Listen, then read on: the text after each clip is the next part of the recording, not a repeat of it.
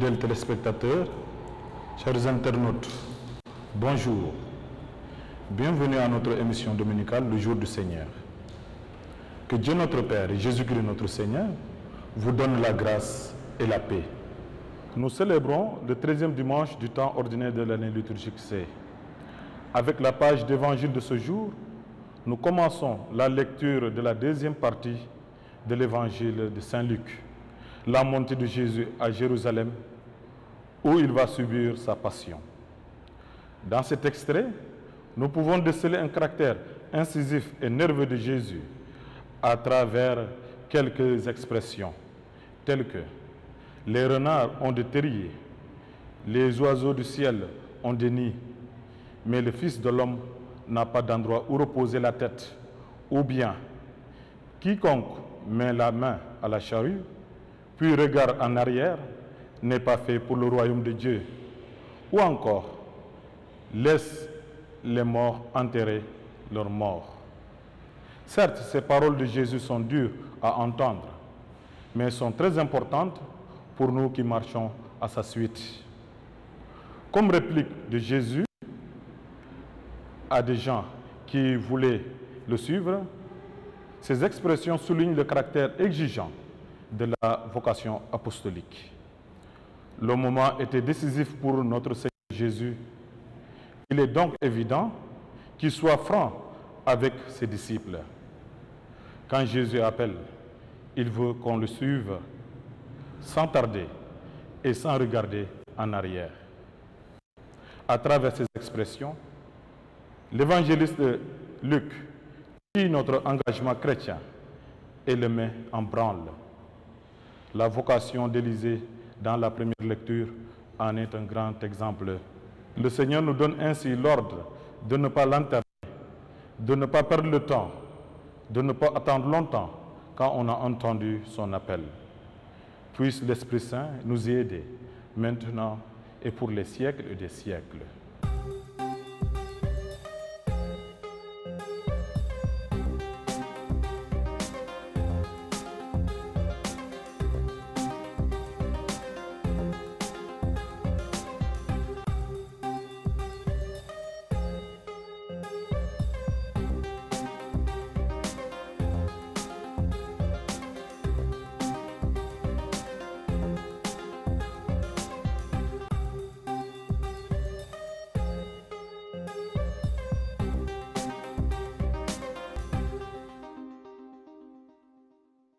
Le mercredi 22 juin 2022, à 18h30, à la cathédrale Notre-Dame des Victoires de Dakar, s'est tenue la messe de revoir du nonce apostolique, Monseigneur Michael Banak. Après 6 ans de service au Sénégal, il a reçu du Saint-Père, le pape François, une nouvelle mission en République populaire de Hongrie. Les évêques de la province ecclésiastique, unis aux fidèles de l'archidiocèse de Dakar, lui ont témoigné leur reconnaissance et communion fraternelle. J'ai eu l'occasion, en communion avec mes confrères de la province ecclésiastique de Dakar, de vous exprimer toute notre reconnaissance alors même que vous êtes en fin de mission à Dakar. En communion avec nos confrères évêques de Mauritanie, du Cap-Vert, de la Guinée-Bissau et du Sénégal, en communion aussi avec les fidèles et les populations de nos divers pays qui forment une seule conférence épiscopale. Je m'autorise cette prise de parole pour vous renouveler toute notre reconnaissance. Excellence, nous vous remercions de nous avoir permis de cultiver le lien entre nos églises et le pape François dans la communion de la foi, au service de la charité et pour la promotion de la fraternité humaine. Excellence, en faisant Eucharistie avec vous aujourd'hui, nous voulons rendre grâce à Dieu pour votre mission parmi nous. Nous saluons vos efforts par lesquels vous nous avez aidés à répondre à notre mission et nous vous souhaitons une bonne et fructueuse mission en Hongrie avec l'assurance de notre communion dans la prière. À présent, suivons un extrait de son homélie. L'appel du Seigneur est revenu dans ma vie. Le Saint-Père, le pape François, m'a nommé nonce apostolique en Hongrie. Je vais quitter le Sénégal, le pays de la Teranga, pour ma nouvelle affectation. Ainsi, il y aura de nouveaux défis et de nouvelles expériences d'apprentissage et de nouveaux souvenirs à ajouter à ceux que j'emporte maintenant avec moi du Sénégal. Je suis venu au Sénégal il y a 6 ans. Et presque à ce jour, je me suis tenu devant le même hôtel pour présenter à Monsieur Benjamin Ndiaye mes lettres de recommandation me présentant comme nonce apostolique auprès de votre pays. 6 ans plus tard, je reviens devant vous avec un cœur plein de gratitude et plein de souvenirs, en remerciant les évêques pour leur soutien au cours de ces années, en vous remerciant pour vos manifestations de foi. Je souhaite vous encourager, comme je l'ai fait il y a 6 ans. Voilà, croyez ce qu'ils croyaient, professez ce qu'ils professaient, vivez comme ils ont vécu, avec une foi profonde en Jésus-Christ. Et maintenant, je voudrais offrir cette prière avec tout mon cœur. Dieu Tout-Puissant, écartez de moi toute préoccupation de vanité, tout désir d'être loué, tout sentiment d'envie, de cupidité, de gourmandise, de paresse et de luxure, tout mouvement de colère, tout appétit de vengeance, tout penchant à souhaiter du mal à autrui ou à m'en réjouir, tout plaisir à provoquer la colère et l'emportement de personnes, toute satisfaction que je pourrais éprouver à admonester ou à gourmander qui que soit dans son affliction et son malheur. Et faites-moi, Seigneur bon, l'âme humble, effacée, calme, paisible, charitable, bienveillante, tendre et compatissante, qu'il y ait dans toutes mes actions et dans toutes mes paroles et dans toutes mes pensées un goût de votre Esprit Saint et béni. Accordez-moi, Seigneur bon, une foi pleine, une ferme espérance et une charité fervente, un amour pour vous, Seigneur bon, qui dépasse incomparablement mon amour pour moi-même, de n'aimer rien contre votre gré, mais toutes choses en fonction de vous. Le 22 juin 2022, l'archidiocèse de Dakar a rendu un dernier hommage à l'abbé Jean-Baptiste Latyr Ndour, rappelé à Dieu le 16 juin 2022. Au nom de toute la famille, je voudrais tout d'abord exprimer ma profonde gratitude et remercier toutes les personnes qui nous ont manifesté leur soutien par divers moyens suite au rappel à Dieu de notre regretté Abbé Jean-Baptiste Latir-Ndour, merci de votre présence. Nous présentons nos condoléances à l'archevêque de Dakar et à l'ensemble du clergé du Sénégal. Abbé Jean-Baptiste a incarné dans sa personne l'amour de Dieu et l'amour de l'homme. Il voulait être un rayon de lumière dans les ténèbres de ce monde. Nous pouvons retenir de sa personne 3 traits: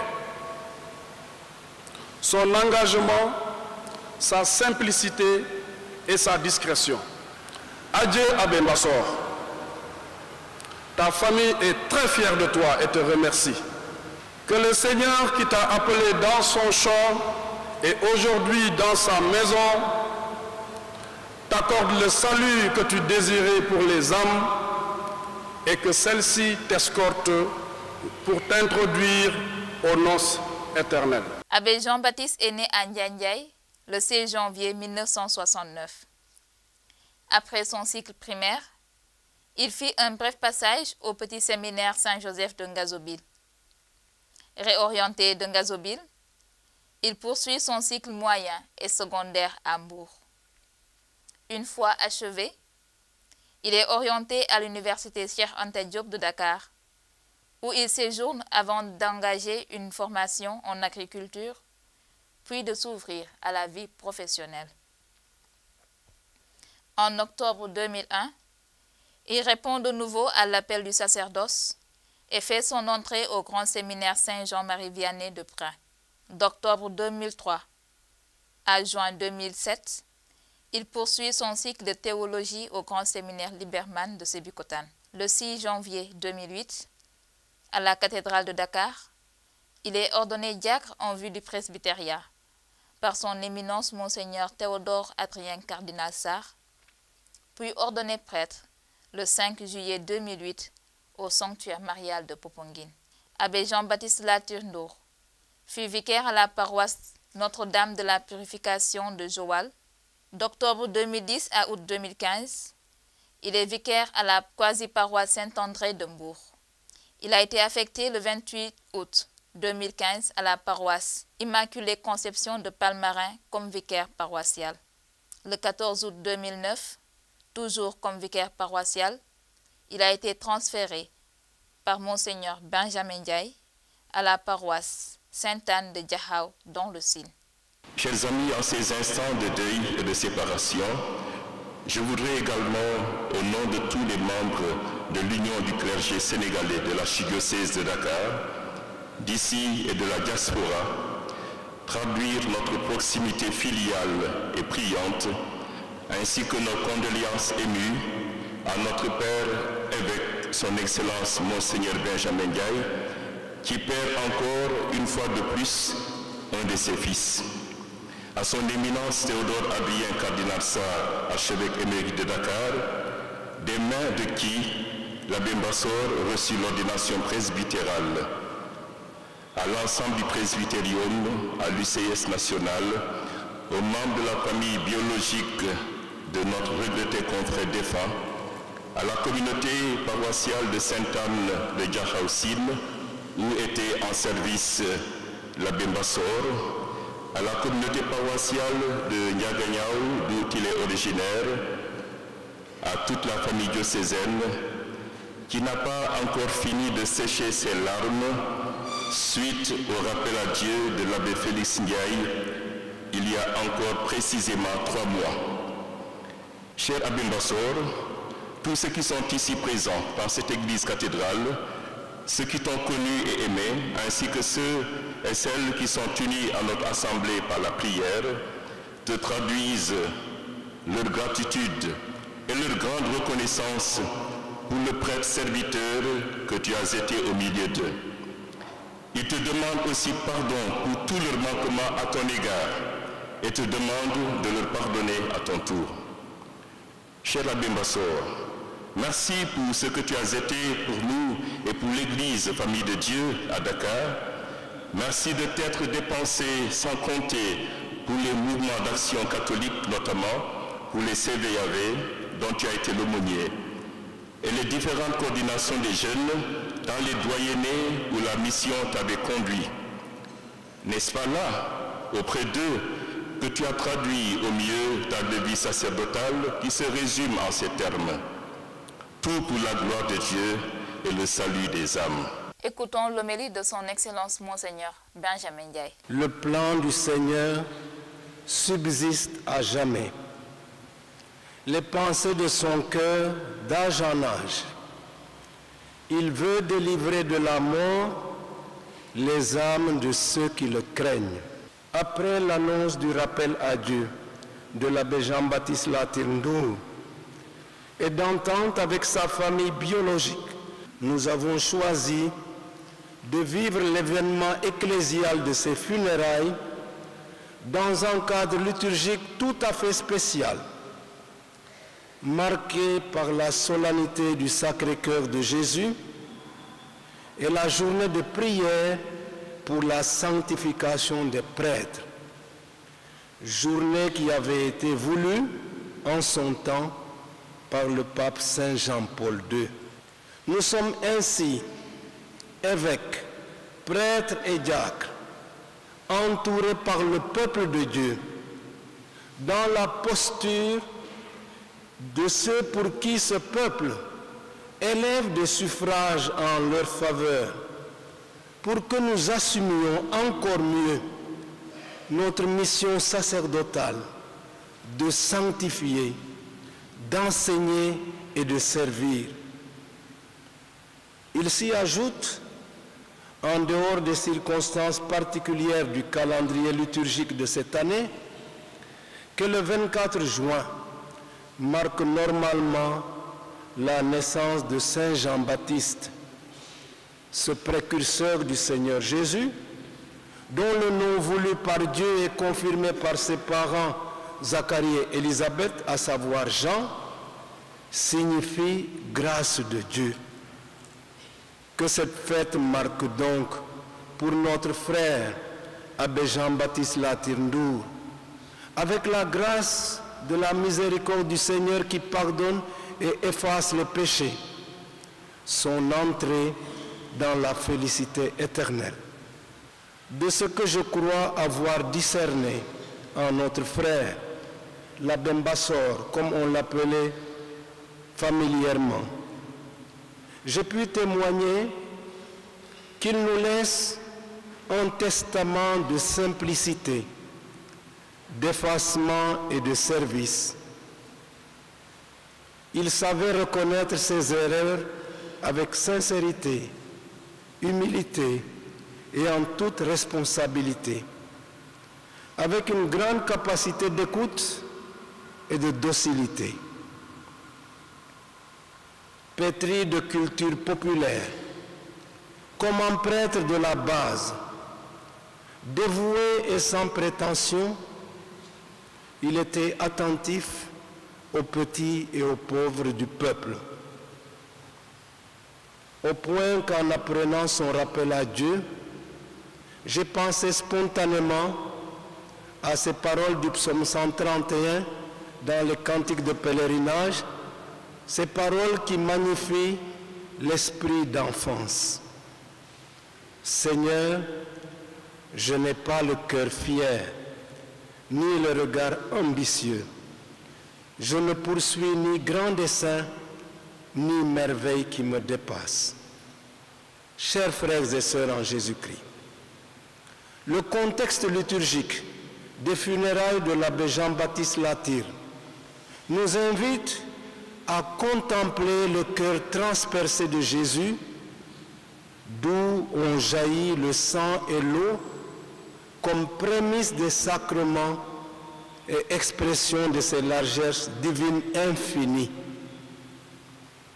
C'est dans ce cœur transpercé que le pape Benoît XVI avait puisé l'inspiration première de son encyclique Deus Caritatis en 2005, quand il écrivait ceci: le regard tourné vers le côté ouvert du Christ dont parle Jean comprend ce qui a été le point de départ de cette encyclique, Dieu est amour.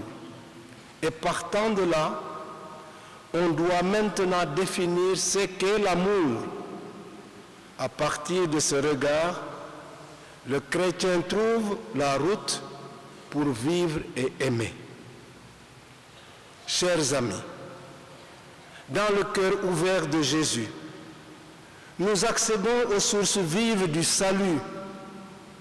Puisse notre frère Jean-Baptiste Latyr, qui en a célébré les mystères pour le peuple chrétien, en recevoir maintenant, avec le pardon de ses péchés, la réalisation en plénitude. Cœur sacré de Jésus, ayez pitié de nous, et que par la miséricorde de Dieu, les âmes des fidèles défunts reposent en paix. Amen. L'archidiocèse lui exprime toute sa reconnaissance et prie pour le repos de son âme. Amis téléspectateurs du Jour du Seigneur, bonjour. Bienvenue à cette nouvelle rubrique intitulée Gisna Yalla, que nous vous présentons en ce 13e dimanche du temps ordinaire de l'année liturgique C. Et sur ce plateau, nous sommes accompagnés de Monsieur Landry Amenti et de Madame Philomène Faye. Nous sommes à notre premier numéro de cette rubrique. En effet, Gisna Yalla est une plateforme de témoignages qui s'inspire des personnages bibliques comme Abraham, Moïse et d'autres qui ont fait une rencontre personnelle avec Dieu dans l'Ancien Testament. Et comme les apôtres qui ont rencontré le Christ dans leur vie. Mais cette fois, quelques membres de la Légion de Marie nous feront leur témoignage sur leur dévotion mariale. De ce fait, nous irons à la découverte de la Légion de Marie, parler du centenaire et des 70 ans d'existence de la Légion de Marie au Sénégal. Mais avant cela, permettez-nous, chers téléspectateurs, de donner la parole à Monsieur Landry Amenti, qui va se présenter. Merci Angélique et bonjour à nos très chers téléspectateurs à qui nous souhaitons un très bon dimanche dans le Seigneur. Que la joie du ressuscité que nous célébrons chaque dimanche les rejoigne dans leur demeure, dans leur domicile respectif et qui les accompagne, les permet de mieux vivre encore en Christ, mieux vivre et découvrir aussi notre maman la Vierge Marie qui les aime tant et que nous tous nous devons aimer. Amen. Je suis Landry Komi Amenti. Je suis légionnaire de Marie dans le Présidium, parce que c'est un groupe Notre-Dame des Anges de Ouakam. Je suis aussi dans le Commission de Dakar, Marie Miroir de Justice, où je sers comme l'actuel vice-président. Merci, Monsieur Landry. Je vais me tourner vers notre maman, Madame Faye Philomène. Je salue tous les téléspectateurs de la RTS, à qui je souhaite aussi un très bon dimanche. Dimanche où nous célébrons les familles. Ce dimanche-ci à Popenguine et partout dans le monde, parce que ça a été décrété par le pape. Donc c'est le dimanche vraiment des familles chrétiennes. J'ai le plaisir d'être là au nom de la Légion de Marie du Sénégal, association dans laquelle je milite déjà depuis plusieurs années. Et je suis actuellement dans le groupe Notre-Dame de la Divine Miséricorde de la paroisse des Martyrs de Ouganda, où j'assume le poste de présidente de ce groupe, de ce présidium, comme on le dit. Et je dis un magnificat à tous les légionnaires du Sénégal. C'est la salutation légionnaire. D'accord. Magnificat à tous les légionnaires. Et là, pouvez-vous nous parler de la Légion de Marie? Qu'est-ce que c'est? Oui, la Légion de Marie est un groupe d'apostolat qui existe dans l'Église catholique depuis très longtemps, depuis 100 ans, puisque nous célébrons les 100 ans de la Légion de Marie dans le monde, en fait depuis l'année 2021. C'était les 100 ans. La Légion de Marie a été fondée le 7 septembre 1921, voilà, à Dublin, par un monsieur. Ça semble bizarre pour beaucoup, mais ça a été créé par un monsieur, voilà, nommé Frank Duff. C'est un fonctionnaire du ministère des Finances de l'Irlande, voilà, et qui, un soir du 7 septembre, avec ses amis, se sont réunis et sous l'impulsion de l'Esprit Saint, hein, parce que ça ne peut provenir que de l'Esprit Saint, ont eu l'idée, voilà, de prier la Vierge Marie, voilà, autour d'une icône de la Vierge, des bougies allumées, de réciter le chapelet. C'est parti comme ça, un soir du 7 septembre. Et après, ils ont essayé de mettre en contenu, plutôt que de meubler leur temps à se retrouver le soir pour parler, discuter, causer de tout et de rien. Ils ont décidé de se mettre au service de leur prochain. Voilà. Aller rendre visite aux malades, voilà, prier pour eux, avec eux, faire d'autres visites, en tout cas toutes sortes de visites, voilà, qui pourraient concerner les familles, voilà, tout. Donc c'est parti comme ça. Et depuis lors, ça fait le tour du monde. Ça fait le tour du monde. La Légion de Marie existe partout dans le monde. Dans tous les continents, on trouve la Légion de Marie. Et comme on le dit souvent, la Légion de Marie, elle est une. Les prières sont invariables. Comme j'ai l'habitude de dire, quand quelqu'un prie, fait sa réunion légionnaire, que ce soit en chinois, en japonais, en anglais ou en autre langue, même si vous ne comprenez pas la langue, vous êtes en mesure de suivre. Parce que le système, il est invariable. Il est partout pareil dans le monde. Donc c'est comme ça que la Légion de Marie est née. Et c'est une association qui est reconnue par Rome. Voilà, donc c'est une association qui est internationale, de laïcs catholiques qui travaillent avec l'Église, dans l'Église, pour l'Église, et c'est reconnu par Rome. Et M. Landry, pouvez-vous nous parler des pionniers de la Légion? Le tout premier, c'est Franck Deuf. D'accord. C'est lui le fondateur, et c'était un homme de 32 ans. Et il s'est donné, il s'est battu pour que cette impulsion que l'Esprit lui a suscitée puisse s'étendre dans le monde. Donc, de 1989 qu'il est né, il est décédé récemment en 1980. D'accord. 80 qu'il est décédé. Donc, et toute sa vie, il s'est battu. Il a voulu porter cet apostolat de l'Église à travers l'image de la Vierge Marie qui part visiter, qui va vers les gens, qui part accompagner. Et c'est ce qui lui a valu, si je prends toujours ce premier pionnier, d'être un observateur lors du Concile Vatican II, tenu en 1962-65. Il était là, représentant de la Légion. Déjà, ça montre que dès le début, l'Église a su reconnaître dans la Légion de Marie une organisation qui puisse apporter dans l'évangélisation, dans l'apostolat. Donc c'est l'un des pionniers. En dehors de lui, il y a eu d'autres. Et ça peut sembler paradoxal, mais beaucoup de pionniers de la Légion sont des gens qui ont servi plus jeunes, très tôt. Je donne l'exemple d'Alphonsus Lambeux.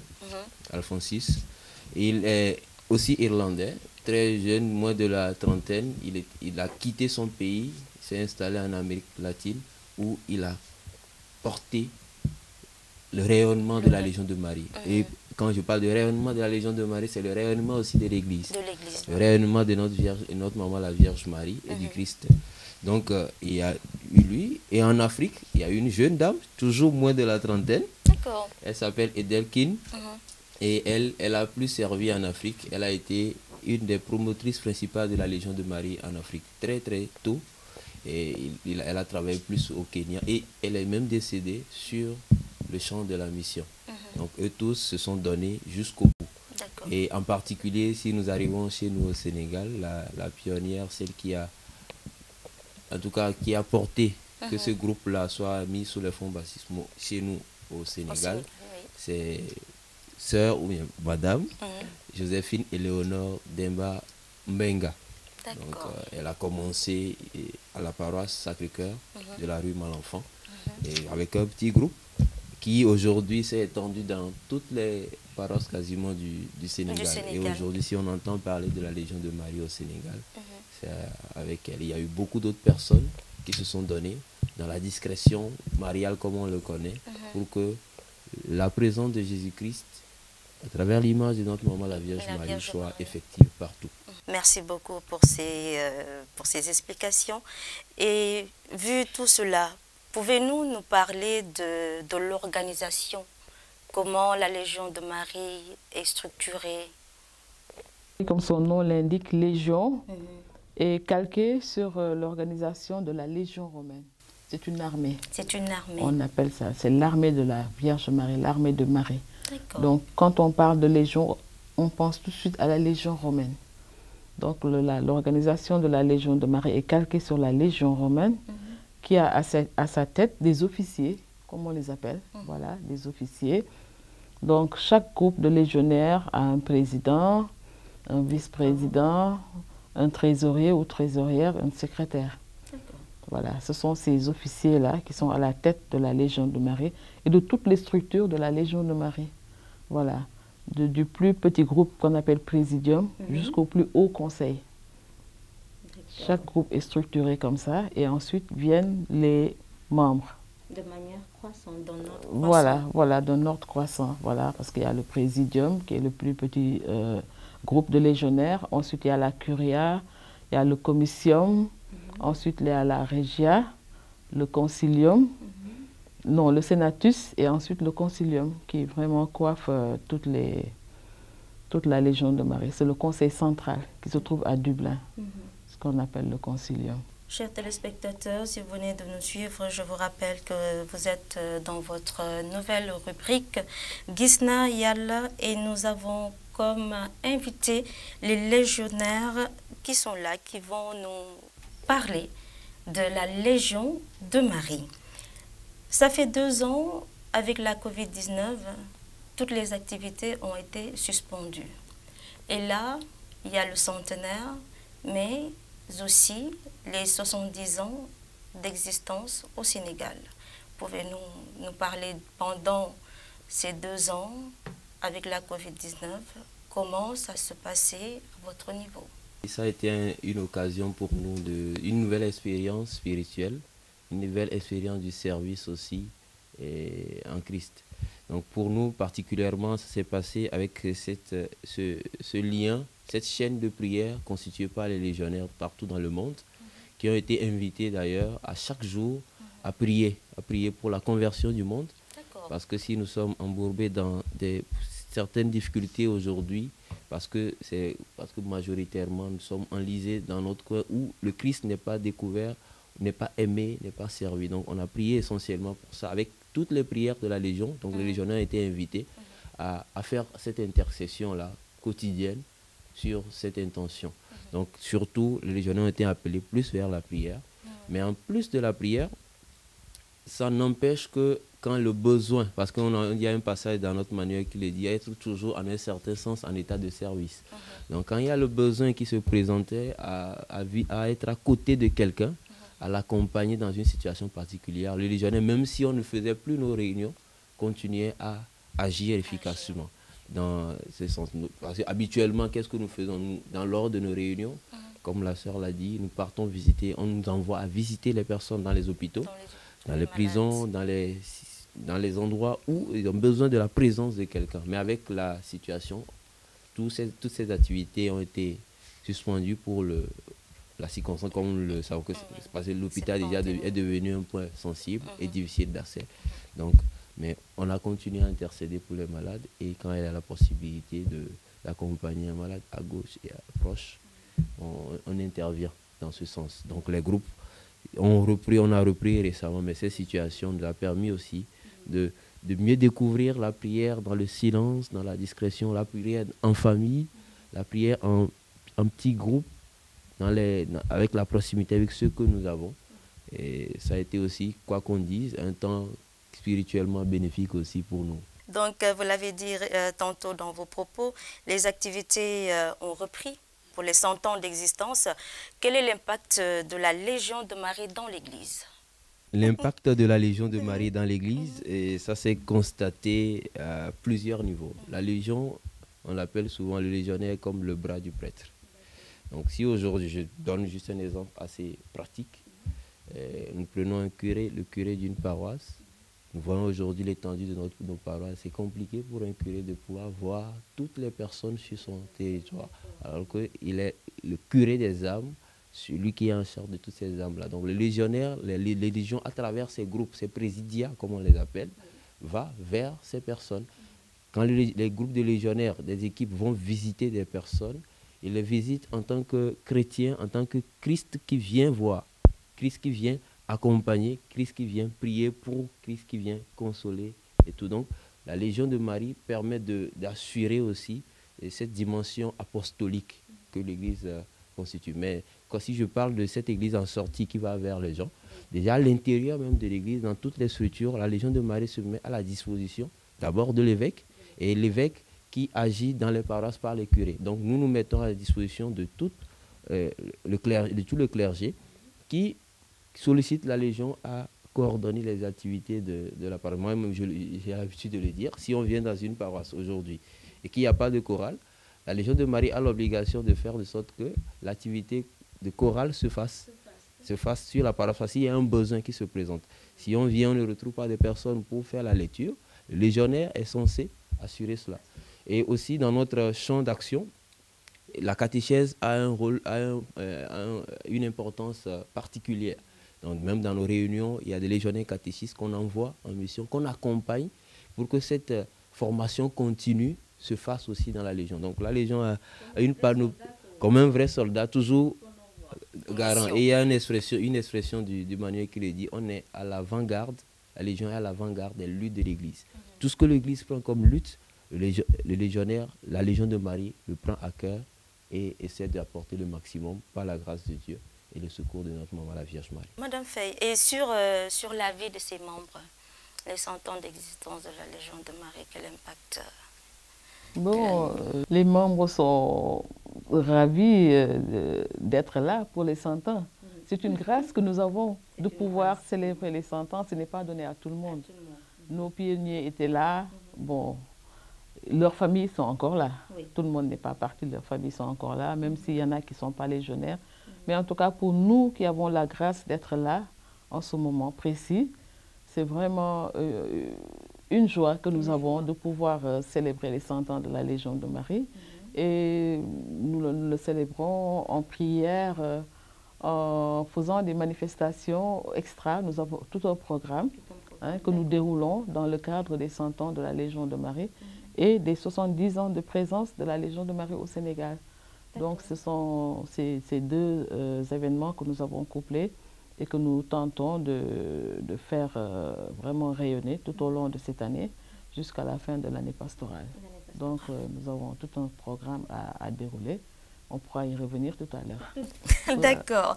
Donc on pourra y revenir tout à l'heure. Et y a-t-il des réformes ou innovations qui sont prévues? Au niveau de la Légion de Marie, pas de réforme. Pas de réforme. Non, pas de réforme. Parce que nous fonctionnons, nous avons un manuel, ce qu'on appelle le manuel légionnaire. Donc toute la Légion de Marie, comme je l'ai dit tantôt, les prières sont invariables, les réunions légionnaires sont invariables. Nous avons vraiment un manuel qui est là, sur lequel tout est mentionné. Donc nous fonctionnons sur cette base, et ça ne change à pas, tous les niveaux. Non, ça ne change pas. Vraiment, dans l'ensemble, c'est le manuel. Nous fonctionnons sur cette base, sur la base du manuel légionnaire, et qui est là, qui est valable pour tout le monde. Voilà. Une base très solide. Absolument. C'est le bréviaire, comme on l'appelle, le bréviaire du légionnaire. D'accord. Voilà. Tout à Jésus par Marie. Et là, 70 ans de présence au Sénégal. Quels sont les acquis? Je peux dire qu'il y en a beaucoup.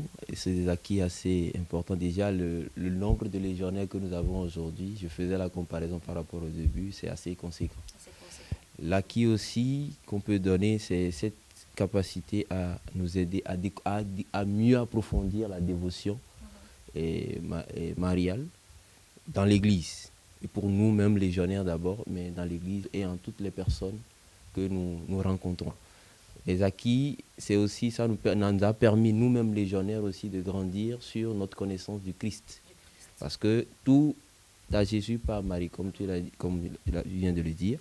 Donc, si nous sommes là à prendre Marie comme notre modèle, notre maman, c'est pour mieux vivre en Christ, mieux croire en lui, mieux être investi par l'Esprit Saint dans la mission qui est de grandir. Et aussi, les acquis, je peux dire acquis pour ceux qui ont servi dans la Légion aujourd'hui et qui nous ont devancés dans l'au-delà, c'est de rejoindre la gloire de Dieu. Et que nous tous, nous espérons avoir les acquis aussi, de manière pratique aujourd'hui. La Légion de Marie qui s'étend à toutes les couches de la société. Et c'est une association qui est ouverte à toutes les couches, de l'enfance jusqu'à, moi je dis souvent les moins jeunes. Donc, actuellement, il y a cette dimension-là qui s'offre et qui nous réjouit tous, que même jusqu'à l'enfant, celui qui vient de recevoir peut-être à 10, 15, 13, 14 ans, sa première communion, commence à vivre cette dévotion mariale. Et c'est une joie pour nous. Et quand il le commence, imaginez à ses 50 ans, déjà 30 ans de dévotion approfondie dans l'engagement dans l'Église, c'est un grand acquis que nous profitons et qui continuera de grandir. D'accord. Oui, par rapport à l'acquis, justement, je voudrais vraiment abonder dans le même sens que mon frère Landry et ajouter autre chose. Lui, il a parlé du côté spirituel. Mais le grand acquis que nous avons eu, c'est vraiment le rajeunissement de la Légion de Marie. Parce qu'il va sans dire qu'ici au Sénégal, les gens avaient pour habitude de penser que la Légion de Marie est une association de personnes âgées, de vieilles personnes, de vieilles mamans qui ne sont là que pour réciter le chapelet. Donc pendant longtemps, ça a été vraiment cette idée que les gens avaient de la Légion de Marie. Et puis on ne voyait pas beaucoup d'hommes. Mais maintenant, vous avez vu, l'exemple est là. Il est là. Voilà, il y a un nouveau vent qui a soufflé. Et vraiment, ça, c'était vraiment un objectif que nous avions dans l'ancien bureau. Je suis la présidente sortante. C'était de pouvoir rajeunir la Légion de Marie. Et vraiment, on rend grâce à Dieu.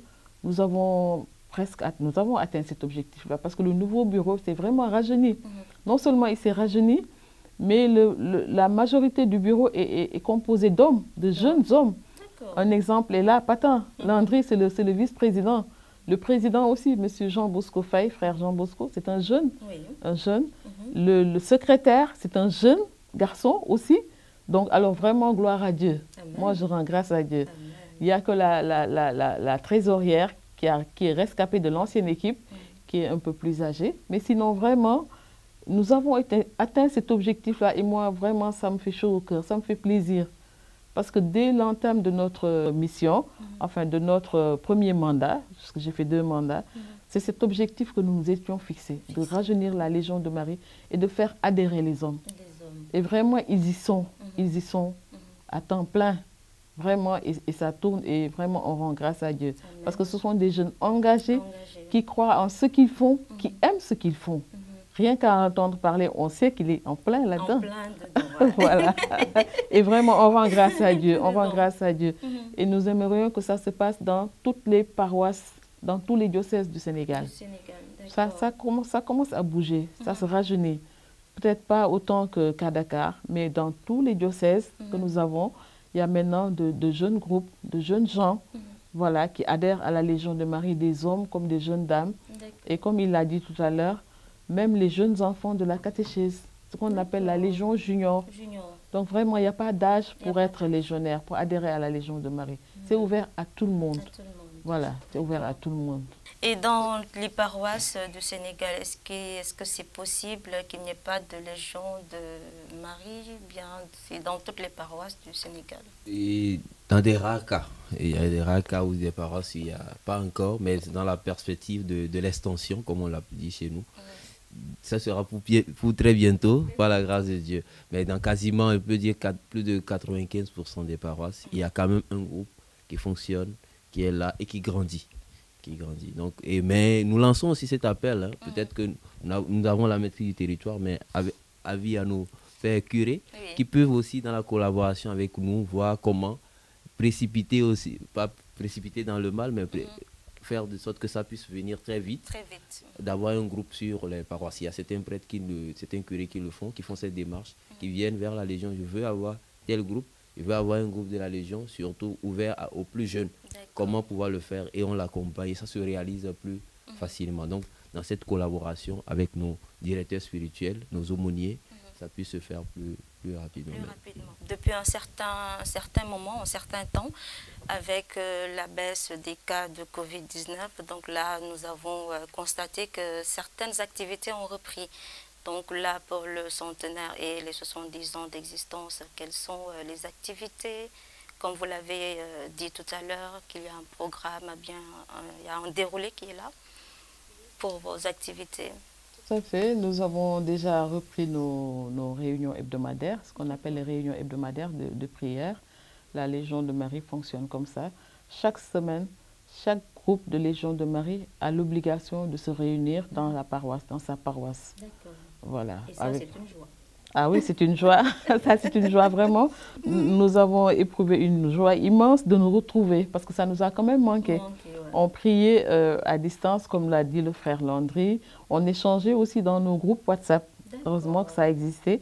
On échangeait beaucoup, les informations, les prières et tout. Mais là, se retrouver physiquement, c'est ça nous avait beaucoup manqué. Et là, nous avons repris nos réunions hebdomadaires dans toutes les paroisses. Donc, chaque groupe a son jour de prière et son heure de prière. Ça, c'est déjà là, nous le faisons. Les réunions mensuelles aussi de tous les officiers, de tous les groupes, parce que c'est ce qu'on appelle, bon, c'est une réunion de coordination, si on peut dire. Donc, mensuellement, tous les officiers se retrouvent à la centrale des œuvres, à la direction des œuvres, qui est la maison des laïcs, c'est notre maison. Nous avons la joie de nous retrouver ici aussi pour coordonner toutes les activités. Et là, dans le cadre du centenaire, nous avons déjà déroulé un certain nombre d'activités. Nous avons eu la journée Laudato Si, c'est-à-dire nettoyage set-setal qu'on peut dire. Dans toutes les paroisses, les légionnaires ont pris l'initiative de nettoyer les paroisses, de désherber. Vous savez, au mois de novembre, c'est la fin de l'hivernage. De désherber un peu, de nettoyer et même de fleurir, hein, les paroisses. Et cette activité sera répétée ce week-end, c'est le 25 juin, voilà, ce week-end, en début d'hivernage. Et là, on se promet de planter des arbres dans les paroisses. Donc, tout ça, c'est pour répondre à la lettre apostolique du pape intitulée Laudato Si, justement, prendre soin de l'environnement. Donc, il ne suffira pas seulement de planter des fleurs ou des arbres, mais il faut aussi l'entretenir. Donc, l'arbre ou bien la plante qui sera mise en terre par les légionnaires, elle sera suivie, entretenue par ces légionnaires-là. Ensuite, nous avons eu une sortie à Gorée avec tous les légionnaires du Comitium de Dakar, comme on dit. C'est le Conseil supérieur de la Légion de Marie ici. Que nous avons fait. Nous avons passé une journée à Gorée. Bon, c'est aussi de l'évangélisation. Nous avons été à Gorée pour essayer de voir aussi pour la mise en place de la Légion de Marie là-bas. Bon, Gorée a une particularité parce qu'elle se vide, l'île se vide de sa population active. Il n'y a pas beaucoup de gens qui restent là-bas, mais au moins il y a les enfants de la catéchèse sur qui nous pourrons miser. Et aussi il y a un groupe, bon, tant bien que mal, mais que nous voulons redynamiser. En tout cas, nous avons passé une journée récréative surtout, voilà, avec vraiment de partage, avec vraiment tous les légionnaires, beaucoup, nous étions plus de 400 personnes là-bas, avec notre aumônier national, avec le maire de Gorée. Vraiment, on a passé une très très belle journée. C'était le 20 février 2022, là, et nous continuons les activités avec maintenant le concert marial que nous allons organiser au Théâtre Sorano. Le concert marial, nous allons vraiment chanter des louanges à la Vierge Marie, notre mère, notre reine. Ce sera le 9 juillet prochain, voilà, à partir de 17 h au Théâtre Sorano. Donc la Légion de Marie a sa chorale, donc elle sera la chorale haute qui va accueillir vraiment toutes les autres chorales du diocèse qui sont invitées. Et d'autres sommités de la musique que nous avons aussi invitées et qui vont se reproduire, qui vont vraiment chanter la Vierge Marie. Voilà. Certaines personnes qui pensent qu'on ne doit pas prier la Vierge Marie. Qu'est-ce que vous dites à ces personnes? Ce que je peux dire à toutes ces personnes, c'est qu'ils ne savent pas ce qu'ils ratent. Parce que ils ratent vraiment une belle opportunité de se rapprocher encore plus de Jésus. De découvrir véritablement l'action à poser, le geste idéal à faire, la soumission à avoir envers le Christ avec Marie. Dans la prière, dans son intercession perpétuelle, elle qui est là, regardez la face de Dieu avant nous, qui intercède pour nous. Et quoi de mieux que de passer là où le Christ est passé pour venir nous rejoindre, passer là-bas pour profiter de sa grâce, de ses merveilles. Ce n'est pas de l'idolâtrie, non, c'est plutôt, comme on le dit, habituellement, c'est de la vénération, c'est de la proximité aussi, et c'est aussi de la reconnaissance. la reconnaissance de l'œuvre de Dieu, l'œuvre que le Seigneur a accomplie en elle. C'est le Seigneur qui l'a choisi, ce n'est pas nous. C'est lui qui l'a choisi, c'est lui qui l'a mis en cette position. Et nous passons juste dans cette bonne volonté de Dieu qui a voulu prendre la Vierge, nous donner la Vierge comme modèle, nous la donner comme mère, et pourquoi ne pas l'accueillir. Donc c'est une grâce, c'est pas de passer à côté, non, c'est rien du tout. Faut expérimenter cette dévotion, expérimenter cette proximité pour voir toutes les grâces qu'on peut attirer, pour voir la profondeur de vie avec le Christ qu'on peut découvrir. Prier la Vierge, c'est de parler avec elle, de la prendre comme mère, de lui demander d'intercéder pour nous auprès de son Fils. Donc, Dieu nous encourage, particulièrement avec cette dévotion du chapelet, de ne pas hésiter, de faire le pas. Ceux qui doutent, faites le pas et vous verrez toutes les merveilles qu'on peut en tirer. La Vierge Marie. Tellement terre à terre. Oui. Quand vous allez dans une maison, dans une famille, vous avez besoin de quelque chose chez un enfant. Oui. Vous n'arrivez pas à l'obtenir. Parfois, l'enfant est difficile à coincer, difficile à voir. Mais vous passez vers ça. Vous allez voir sa maman. Si vous allez voir la maman, forcément, la maman, elle va toucher son fils. Vous aurez gain de cause. C'est aussi terre à terre que ça. Quand on veut obtenir quelque chose du fils, on passe par la maman. Quand c'est difficile, on se dit que c'est difficile, on n'arrive pas à toucher le fils, on n'arrive pas à le voir. Il suffit de toucher la maman pour que, en tout cas, la commission se fasse. C'est sûr que ça arrive à bon port. C'est aussi simple que ça. Pour la Vierge Marie aussi. Pour aller à Jésus, le chemin le plus court, c'est de passer par Marie. Oui. Donc vraiment, les gens qui pensent le contraire, je me demande, est-ce qu'ils revoient un peu leur propre expérience au sein de leur famille, rien que ça. L'expérience familiale nous le montre tout de suite. Que pour aller vraiment à Jésus, il faut passer par Marie. C'est le chemin le plus rapide, le plus court. Et comme il l'a dit tout à l'heure, Marie a été choisie par Dieu le Père pour faire venir son Fils, sauver le monde entier, pour venir nous sauver. Jésus, c'est Dieu fait homme. C'est Dieu lui-même qui s'est fait homme, qui a l'humilité de se faire homme pour venir nous sauver. Donc si Dieu le Père, le Créateur de tous et de tous, a choisi une dame, a fait d'elle ce qu'elle est, je ne vois pas qui aura la prétention de dire autre chose. Moi, je ne peux pas comprendre. C'est le choix de Dieu, c'est un choix divin. Et ça a été fait par Dieu lui-même, pas par un homme. Il y a certaines personnes même qui pensent, qui disent d'habitude, pour avoir vite les grâces, il faut passer par Maman Marie. Elle réagit rapidement. Tout à fait, tout à fait. D'accord, la première, notre mère, la très sainte Vierge Marie, la première en chemin. Et comment faire pour intégrer la Légion de Marie? D'abord, il faut préciser les conditions. Il faut être catholique pratiquant. Donc la Légion de Marie est ouverte aux catholiques pratiquants. Un catholique pratiquant, celui qui peut recevoir la Sainte Communion. Je peux le résumer comme ça. Et qui est admis à recevoir la Sainte Communion, à le faire régulièrement. Donc, on est catholique pratiquant. On peut rejoindre la Légion de Marie en deux qualités possibles. Membre actif ou membre auxiliaire.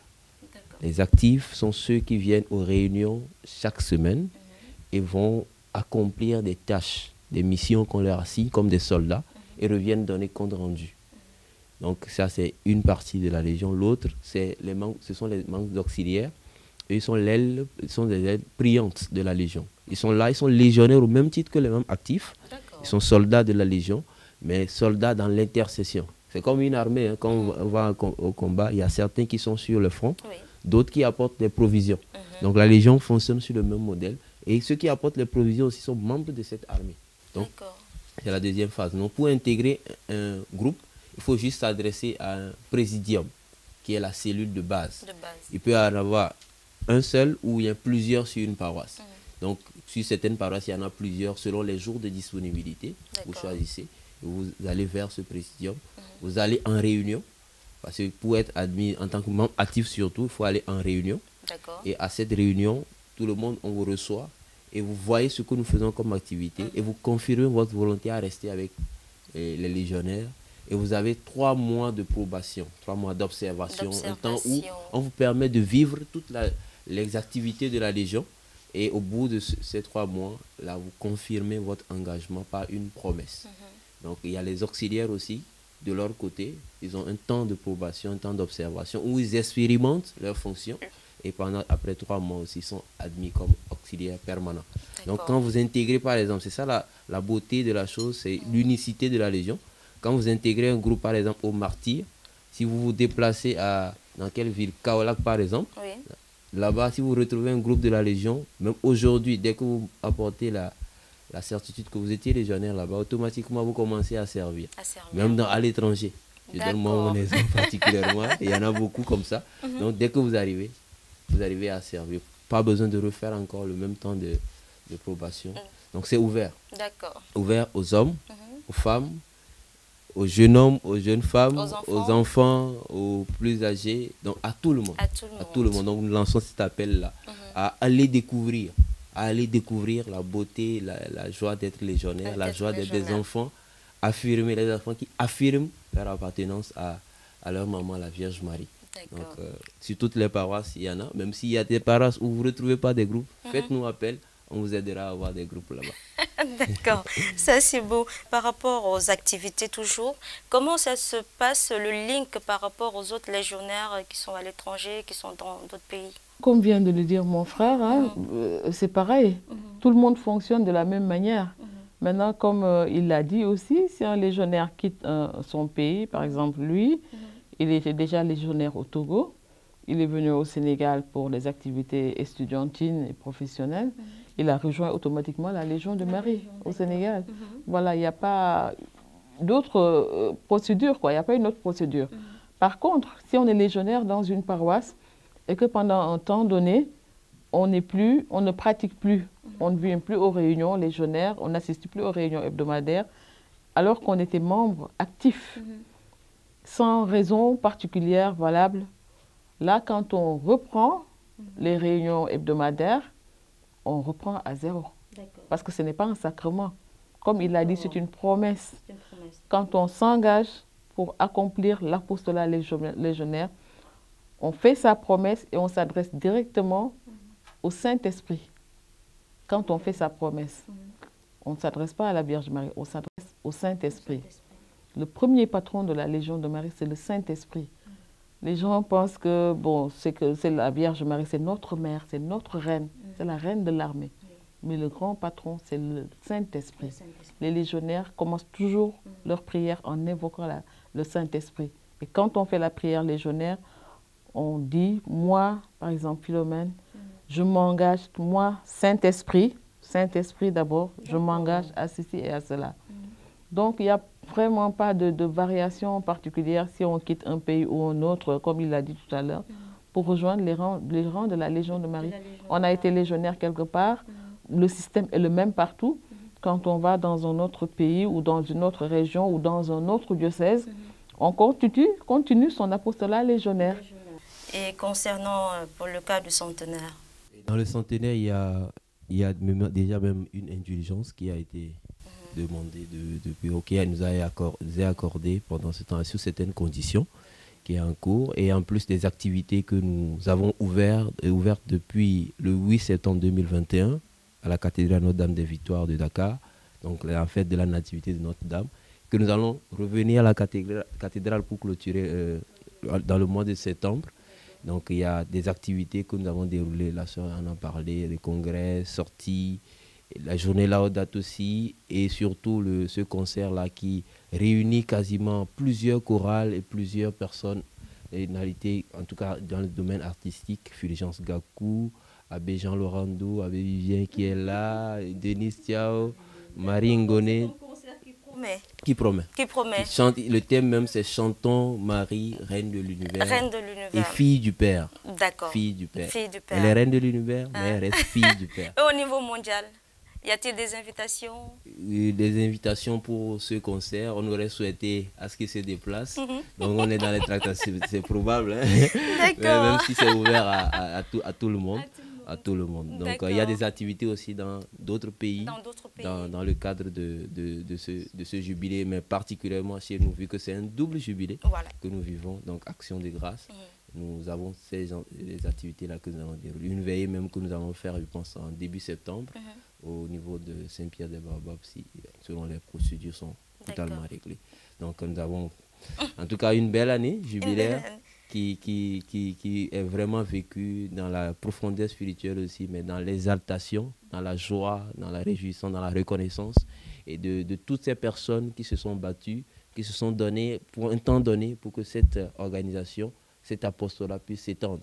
Et particulièrement, nous remercions, j'ose le dire, la sœur Philomène et tout son bureau qui sort actuellement et tous ceux qui l'ont précédé pour porter cette mission. Et elles se sont battues, malgré les difficultés, et tenir bon jusqu'à aujourd'hui. Il y a d'autres qui prennent le pas, mais sans nous laisser aussi, parce qu'elles sont là, elles sont toujours derrière avec leurs conseils avisés pour que la Légion continue de grandir et faire grandir encore l'Église qui est la barre qui nous conduit tous. Merci beaucoup. Donc, chers téléspectateurs, nous sommes arrivés à la fin de votre rubrique Gisna Yalla. Aujourd'hui, nous avons fait la découverte de la Légion de Marie. Dernière question, quel message lancez-vous? Surtout aux jeunes, je vais dire. Aux jeunes, nous lançons cet appel de venir vers la maman Vierge Marie, que nous tous nous aimons, de venir à la Légion de Marie, de venir nous découvrir. Il ne faut pas sortir la raison de l'indisponibilité. Je pense que nous tous, vous et nous avons toujours des occupations, mais nous aurons 1h30 de réunion seulement en semaine et 2 heures d'activité à offrir au Seigneur. Et ça va nous être donné en grâce, en capacité, en bénédiction sur nos projets, nos activités.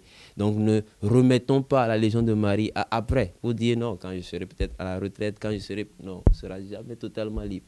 Dès aujourd'hui, faisons le maximum et ça nous permet de grandir spirituellement, mais aussi professionnellement. Parce que la Légion de Marie donne beaucoup d'aptitudes. Je donne l'exemple pratique. Si moi aujourd'hui je suis là à la télé, c'est grâce à la Légion. Je me vois des années en avant, je ne pouvais pas être là. Donc il y a d'autres qui peuvent témoigner aussi des capacités que le Seigneur a pu leur accorder en servant dans cette organisation. Donc je vous lance encore cet appel. Venez vers la Légion, venez découvrir la beauté d'être enfant, d'être soldat de Marie. Merci beaucoup et nous remercions Monsieur Landry. Madame Philomène Faye, votre dernier message? Comme l'a dit tout à l'heure mon frère Landry, c'est vraiment inciter toutes les personnes, surtout les jeunes comme il l'a dit, à venir prendre les grâces. La Légion de Marie, c'est vraiment une source de grâce. Nous avons vu dans nos présidiats des jeunes qui étaient en quête de travail, qui sont venus, qui ont commencé quelque temps après et qui ont retrouvé du travail. Moi, j'en ai des exemples dans mon présidium. Donc, vraiment, c'est une source de grâce. Nous invitons tout le monde à venir partager les grâces et la joie que nous avons vraiment de découvrir la Vierge Marie. Parce qu'il faut la connaître, il faut la découvrir. Il faut la découvrir, surtout à commencer par les jeunes enfants. La Légion de Marie Junior, grandir, ça fait grandir leur spiritualité. Et c'est vraiment, dans beaucoup de pays, un vivier pour l'Église. Beaucoup de jeunes ont été légionnaires avant de devenir prêtres. Voilà, nous on en a ici au Sénégal. D'ailleurs, pour la fête de Saint-Pierre et Saint-Paul, le 29, il y a un jeune qui était dans mon présidium. Et quand il a quitté le présidium pour aller au séminaire de Niafat. Et il va être ordonné prêtre, diacre déjà, diacre le 29 juin là. Au niveau de Popenguine, par l'archevêque de Dakar, c'est une joie immense, ça me fait plaisir. Il m'a appelé pour me dire, maman, je vais être consacré diacre. Donc vraiment, je me ferai le plaisir. Donc c'est pour vous dire que c'est un vivier. Et tout le monde a besoin de sainteté. Si les enfants commencent comme ça, ils grandissent dans la sainteté, ils grandissent dans l'amour de la prière. C'est surtout ça. Et ils découvrent la Vierge Marie. À travers la Vierge Marie, ils découvrent son Fils. Et ils connaissent l'Église. Voilà. En tout cas, le dernier mot que je voudrais aussi, c'est lancer un appel aux paroisses qui n'ont pas encore de groupe de Légion de Marie. Il suffit d'avoir un groupe de Légion de Marie dans sa paroisse pour connaître l'utilité d'avoir des légionnaires dans sa paroisse. Comme l'a dit tout à l'heure mon frère Landry, la Légion de Marie fait tout dans la paroisse. Tout. Tout. De vrais soldats. À tous les niveaux, nous pouvons servir. Il y a des prêtres qui ont connu la Légion de Marie dans leur paroisse, qui ont été affectés dans d'autres paroisses où il n'y en a pas. C'est eux qui nous appellent pour nous dire « je veux la Légion de Marie ici ». Parce qu'ils ont expérimenté ce que c'est que la Légion de Marie, ce que c'est que d'avoir un groupe de légionnaires dans sa paroisse. La Légion de Marie se rend disponible pour tout dans les paroisses. Donc vraiment, c'est cet appel que je lance. Et vraiment aussi, nous avons notre joie, la joie de célébrer notre centenaire des 70 ans. C'est une joie immense que nous allons partager avec vraiment tous les fidèles catholiques du Sénégal. Nous sommes arrivés au terme de votre rubrique Gisna Yalla. Donc nous remercions Monsieur Landry Amenti et Madame Philomène Faye. Vous avez entendu le message qui a été lancé, l'appel qui a été lancé. Donc tout à Jésus par Marie, que notre Mère, la très sainte Vierge Marie, qui est la Mère des hommes, continue d'intercéder pour nous. Bon dimanche et bon repos dominical. Chers amis, nous sommes rendus donc à la fin de notre émission. Nous vous souhaitons un bon dimanche et une sainte semaine dans le Christ.